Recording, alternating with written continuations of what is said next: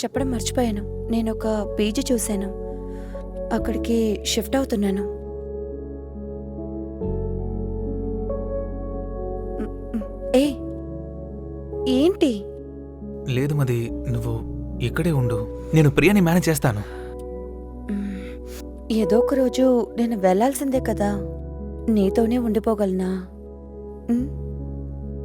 Chill, నార్మల్గా ఉండు, చూసుకుందాం.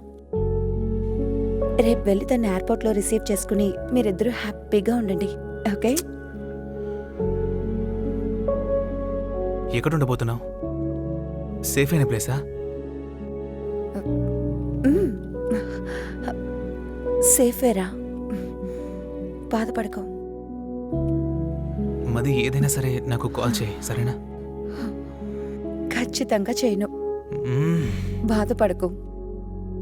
అందుకే కదా ఇల్లు వదిలి తరివేస్తున్నావు.